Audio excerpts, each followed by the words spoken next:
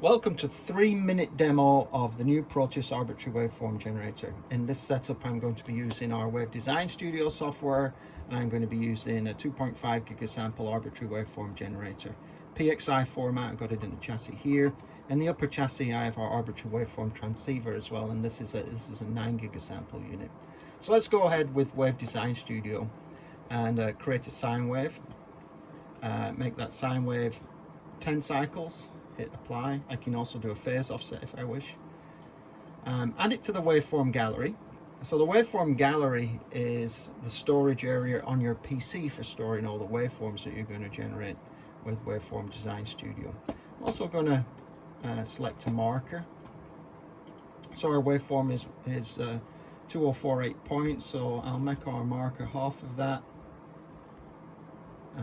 Hit apply, and you can see I have the marker here going halfway across as a high, and then the other half as a low. And then we go into here, and then to put it in the instrument I go to Scenario Composer. I add it to the segment table, and so the segment table is the memory inside the Arbitrary Waveform Generator. So I've added it here. Now it's queued up to go inside the instrument, indicated by the red light, but I have to hit download to put it in the instrumentation. So now it's in the instrumentation. So if I go over here and select output, switch the output on, you can see that we've got a sine wave. So if I just adjust the trigger on the oscilloscope to trigger on channel 2, now you can see we have a beautiful sine wave. Now, what if I decided that I want to do something that I want to modulate that onto an RF carrier? So I could go to here into source mode. I could say, why don't I generate a 100 megahertz carrier wave? And there's the 100 megahertz carrier wave on the screen.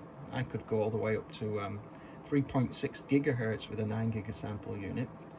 And so I've got the carrier there, so let me add them together, and by selecting into IQ mode, and now you can see that that signal is amplitude modulated.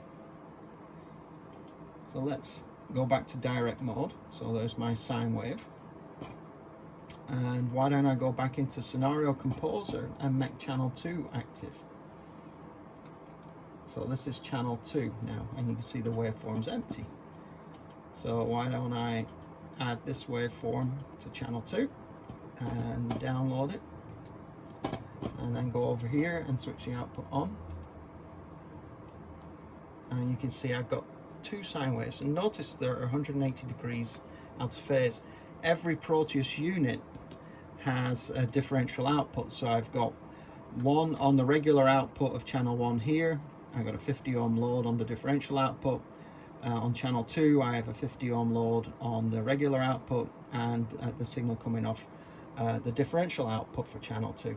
Now the reason why I do that is because, you know, phase coherence between each unit is very important. So if I then go to my oscilloscope and subtract these 2 traces away from each other, so if I hit math F1 setup, trace on, subtract the 2, I get this yellow trace now, and that is trace, both the traces subtracted, and you can see it's a flat line because they are exactly 180 degrees out of phase, and that shows that we've got good coherence between each channel. So we've looked at, basically we can select a trigger in as well. If we want to trigger from an external device, it's got 2 independent trigger inputs. We selected some markers. It has this is a 4-channel unit, so it has 2 channels per marker. It has 2 markers per channel in this particular configuration, and we have options for multiple markers. We can generate a sine wave, we can generate a square wave, we can invent any kind of waveform that we like in the Waveform Composer. There's an equation editor if we choose to use that. We can do noise. So it's a pretty versatile piece of software. You don't have to use Wave Design Studio though. You can use Python, you can use C++, C#, any language that you choose to, MATLAB, Everything is supported by our full Skippy language. If there's any questions, please give us a call.